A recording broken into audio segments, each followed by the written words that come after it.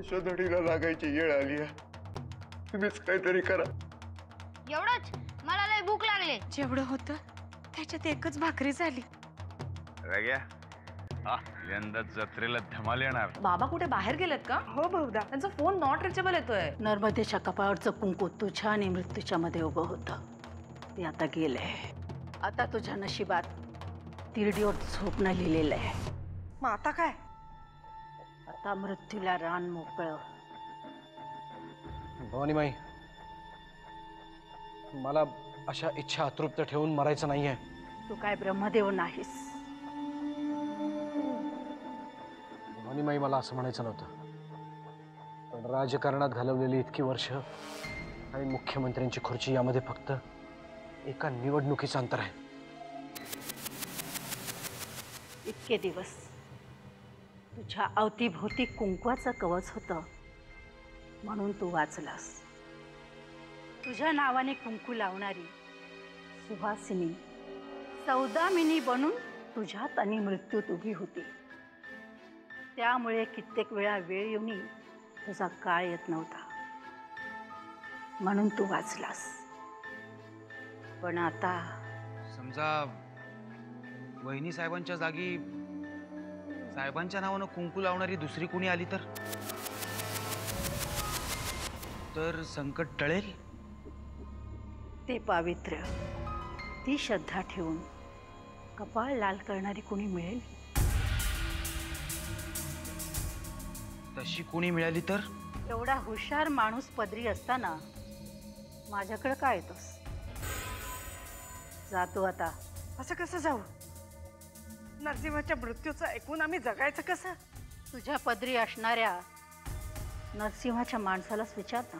भवानीमाई, माझ्याकडनं काही शब्द इकडे तिकडे झाले असतील तर माफ करा, पण साहेबांना असं कोड्यात टाकू नका. कोडं तर तू केव्हाच सोडवलेस, पण त्यातून निर्माण होणाऱ्या नव्या कोड्यांचं काय?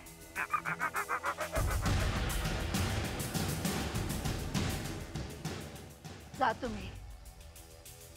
येणारा प्रत्येक दिवस, प्रत्येक रात्र नरसिंहासाठी काळ रात्र ठरू शकते. जा आणि जगता येईल तेवढं जग. आणि बघ कोणी मिळते का अनाघ्रात अस्पर्शित कुमारिका. जा.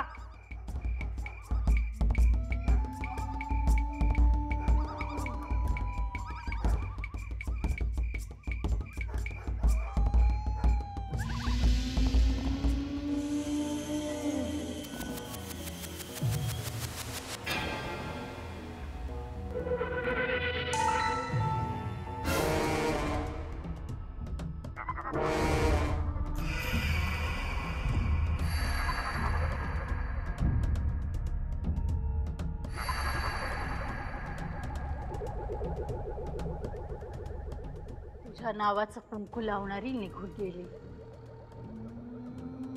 ते कुंकूच तुझं कवच होतं. यंदाच्या निवडणुकाच काय, पण प्रचार सुद्धा तू पाहणार नाहीस. नर्मदेच्या कपाळावरचं कुंकू तुझ्या आणि मृत्यूच्या मध्ये उभं होतं, ते आता गेलंय. आता तुझ्या नशिबात खुर्चीवर बसणं नाही तर तिरडीवर झोपणं लिहिलेलं आहे. येणारा प्रत्येक दिवस, प्रत्येक रात्र नरसिंहासाठी काळ रात्र ठरू शकते.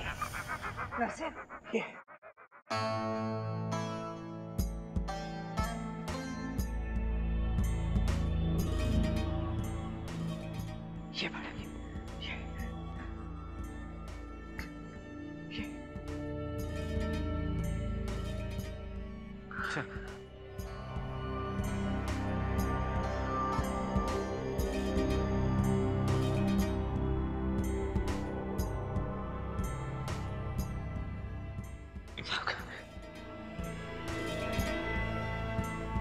तुम्ही नका मनाला लावून घेऊ. उद्या वाड्यावर हातून काहीतरी तोडगा निघलच ना. याच एका आशेवर आजची रात्र ढकलतोय. कवा झाडाला टांगून अशा वेळेला असं वाईट वंगाळ बोलू नका. रखमा, अगं माझं डोसकंच चाललं नसं झालंय बघ. माझ्याकडे एक उपाय आहे, चांगला रामबाण उपाय. कंचा गावाबाहेर भवानी माई राहते, तिच्याकडे जाऊया. ये तुझं डोसकं फिरलं काय? अगं ती माय नाही, शेटकी नाही. काय चाललंय हे सांगण्यापरास काय होणार आहे हे सांगण्यातच तिला लई मजा वाटते. पण म्हणते ती सांगते ते खरं असतं. अगं त्या परास आपण दिलेला शब्द खरा करणारा नरसिंहराव साहेबांसारखा काय वारीस मला खरा वाटतो बघ. पोरी, डोळा लाग नाही व तुझं. ए पोरी, का उठलीस का? भूक लागली होती ना. अगं पण तांब्याभर पाणी प्यायल्यावर भूक भागते की माझी. ए पुरी, हे घे बडीशेप ते दाणे वाड्यावर गेलतो ना तिथं मिळालं.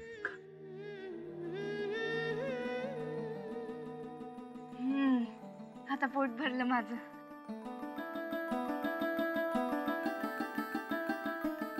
चल झोपाया चल.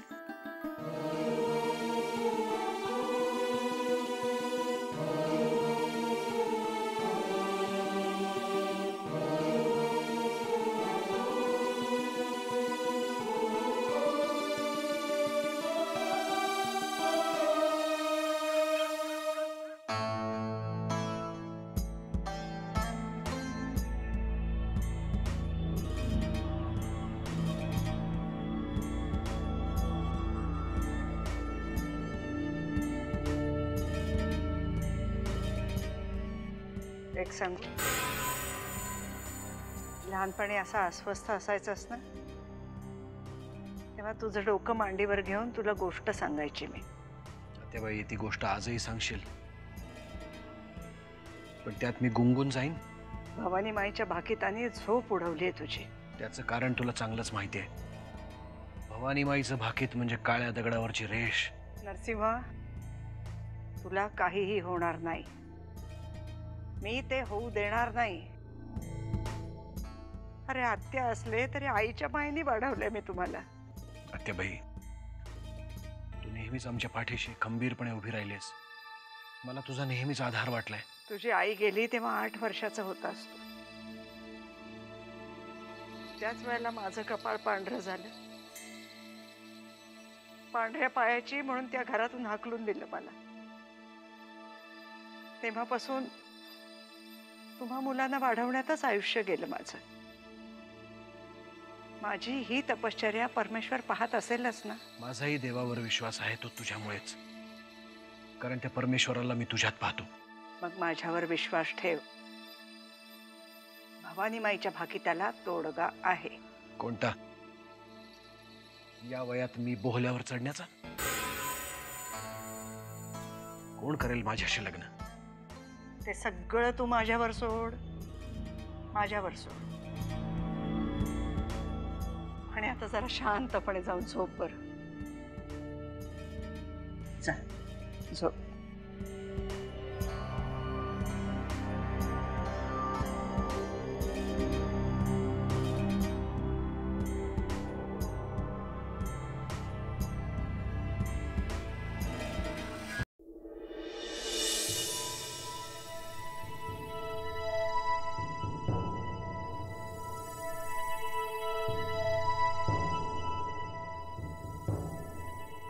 अमृता,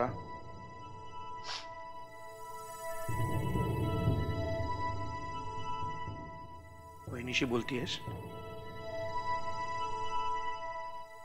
आता ऐकण्यापलीकडे तिच्या हातात आणि बोलण्यापलीकडे तुझ्या हातात काही उरलंय? पण बोल बोल बोल तू वहिनीशी, त्यामुळे मोकळं वाटेल तुला.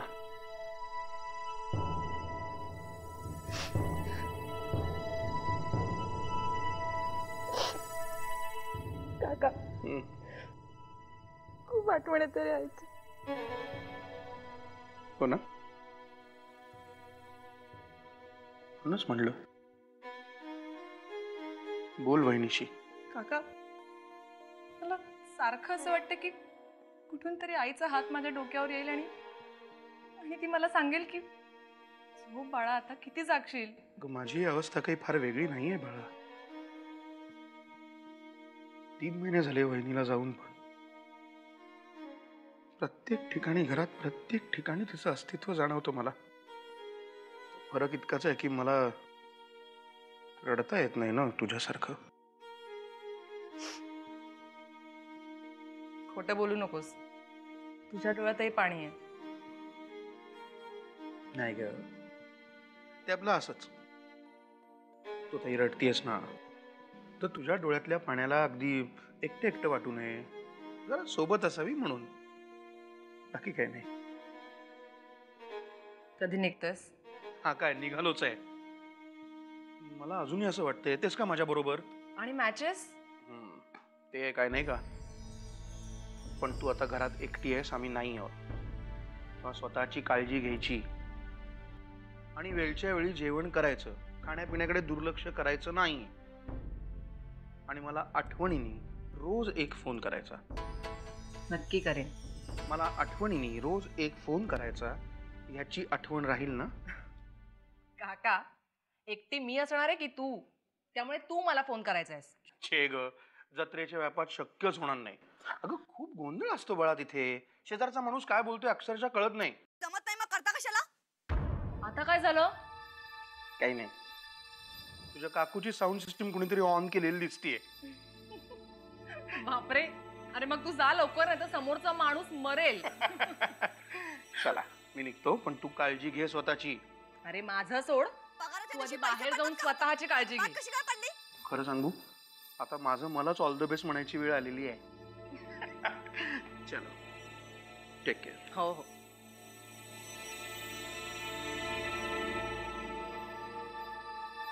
या घरात तुम्हाला ओरडणारा कोणीच नाहीये ना, म्हणून तुमचे हे लाड चालले. नाही कसं, मी आहे ना. अरे पगाराच्या दिवशी हातातनं पैसे पडतात का? बॅग कशी पडले? आतमध्ये ठेव. चल आवर. काम करायला नको, काही नको. चल ठेव, जा. चल. तुम्ही काय केलं आता? काय म्हणजे? ओरडलो त्याला. बघितलंस कसं घाबरून पळून गेला. मला घाबरला तो भयंकर. तुमची सगळी नाटकं कळतात मला. तुमच्यामुळे वाचलाय तो. वाचला? तू काय जीव घेणार होतीस का त्याचा? जीव नसता घेतला, पण कायमची अद्दल घडवली असती. किती छोट्या छोट्या गोष्टींमध्ये किती अस्वस्थ होते याची कल्पना आहे तुला? मग अशा गोष्टी घडल्यानंतर काय करायचं असतं? काहीच नाही, विसरून जायचं. झाडावरनं फूल पडतं, नारळ पडतात. आज सकाळी माझ्या हातातनं पोह्याची डिश पडली, त्याच्या हातातनं बॅग पडली. इतकं सोपं असतं का सगळं? नाही, अजिबातच नसतं.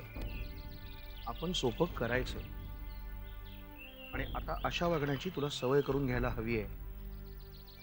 उद्या उत्सवानंतर या सगळ्या घराच्या किल्ल्या तुझ्या हातात येणार आहेत. म्हणूनच जास्त कडक वागायला हवं. नाही, या आधी सगळे अधिकार नर्मदा वहिनींकडे होते. तिला कधी तू असं कडक वागताना बघितलंयस? म्हणून ही नोकर माणसं अशी वागायला लागली. आणि मला माझी जबाबदारी चांगलीच कळते. वेळ आल्यावर बरोबर धारेवर धरते त्यांना. प्रत्येक गोष्ट हसण्यावर नेऊ नका. नाही, चला आधीच उशीर झालाय, बस गाडी.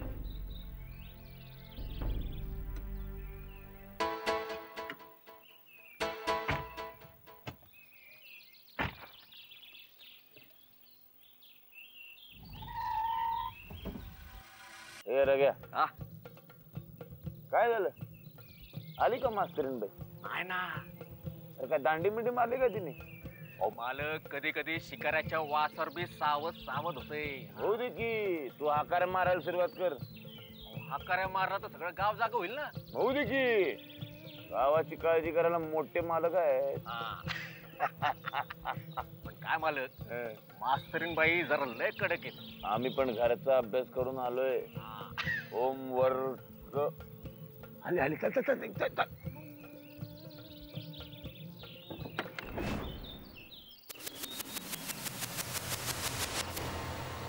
नमस्कार मास्तरीन बाई.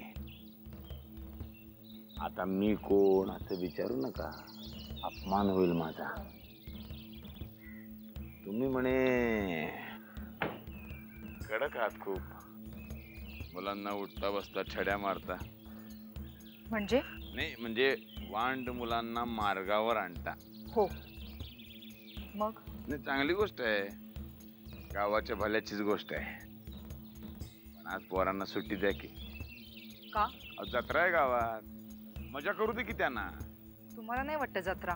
आहे की, जत्रेला काय एकट्यानं जातात होय?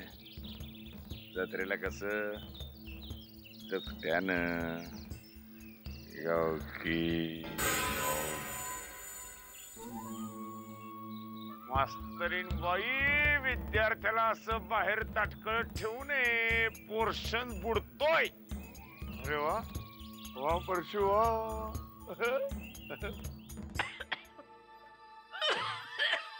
आई तू गोळ्या घेतल्यास का?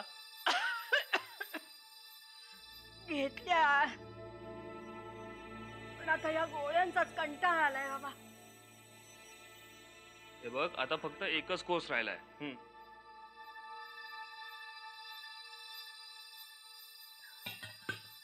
माझ्या या आजारपणामुळं तुझ्या सगळ्या आयुष्याची धूळधाण चालली. काय उपयोग एवढं शिकवून?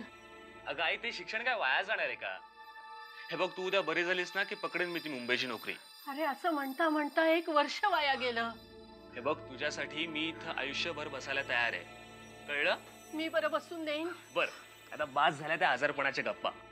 अगं आई अख्खं गावात त्या नवसाईची यात्रा चालू आहे माहितीये तुला? अख्खं गाव धमाल करतंय. आणि मी इथं खाटेवर. आई आता आजारपणाच्या गप्पा नको म्हणून मी दुसरा विषय काढला, तर तू पुन्हा तेच बोलतेस. बरं बाबा, सांग गावात कशी चाललीये जत्रेची तयारी? अख्खं गाव रंगीत झालंय. आज दासी पूजा आहे. तुझ्या डोक्यावर पडलं होतं का ग दासी पूजेचं फूल? अरे कसं पडेल, मी या गावात आले ते मुळी लग्न झाल्यानंतर, आणि दासी पूजेचा मान फक्त कुमारिकेला असतो. भैरू महादेवाचं आणि नवसाई देवीचं मिलन होतं त्या रात्री ती दासी बाहेर थांबते, बरोबर ना? हो, मोठं पुण्य लागतं ते फूल पदरात पडायला. आणि ते फूल ज्या कुमारिकेच्या पदरात पडतं ना, त्या कुमारिकेचं सगळं वैवाहिक आयुष्य अगदी सुखात जातं. राजन, मी दासीची पूजा कधी चुकवली नाही रे. भैरू महादेवाची पूजा हा आपल्याला आशीर्वाद आहे. तू मला नेशील ना दासीच्या पूजेला? हो आई, नक्की नेईन मी. तू आता आराम कर.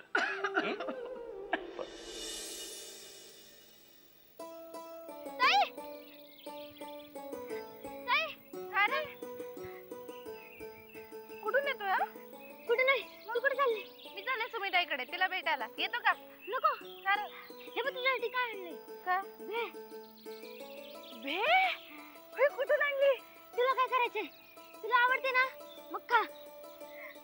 बसून खाऊ.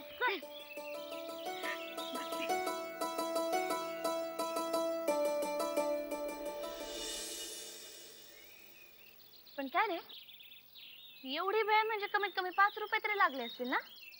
मग एवढे पैसे आणले कुठून ना? पैशाचं काय करायचंय, तू खा ना. अरे वा रे वा, दुकानदार काय फुकटात देईल की काय? ताई मला माहिती आहे तुला लय भूक लागली आहे. कालची तुझी भाकरी पण तू मला दिलीस. गण्या, अरे तू प्रेमाने दिल्यावर भेळ काय, काही पण खाईन मी. पण मला सांग, कुठून आणली? ते आपलं राघोबा शेठच्या पोराच्या हातात 2 पुड्या होत्या, त्यातली 1 पुडी मी आणली उचलून.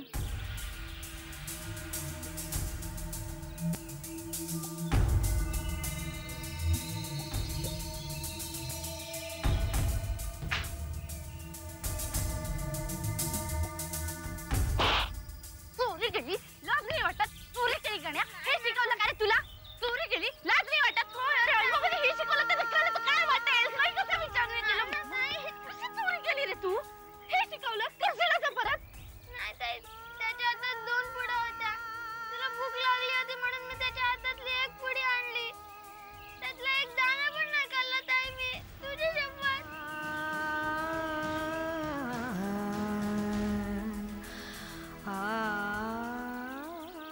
गण्या, मी उपाशी मेले तरी चालेल, पण माझ्यासाठी चोरी केलेली मला नाही चालायची. ताई, गावातल्या सगळ्यांच्या आईबाबांकडे पैसे आहेत, आपल्या आईबाबांकडे का नाही? आपल्या आईबाबांकडे पैसे नाहीत म्हणून ते कधी चोरी करतात का रे? ताई मी तुझ्यासाठी काय पण करेन. मग मी तुला असाच फोडून काढीन. तू थांब इथं.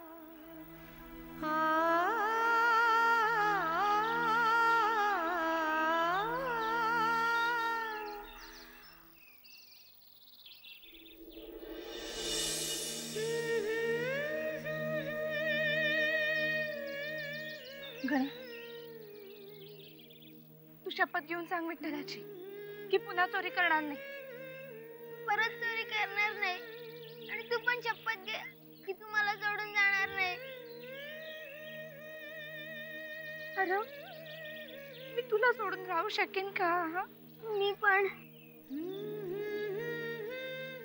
गण्या, मी एक गोष्ट लक्षात ठेव. आपल्या आई बाबांकडे पैसे कमी आहेत, बैलजोडी नाहीये, पण म्हणून बाबा स्वतःना अंगावर ओढतात की नाही, आपण एवढंच ध्यानात ठेवायचं. आणि एक दिवस असा येईल अख्ख्या गावातली सगळ्यात भारी बैलजोडी आपल्याकडे असेल. खिल्लारी बैल? होय, खिल्लारी बैल. पांढरी लांब शिंगाची खिल्लारी बैल.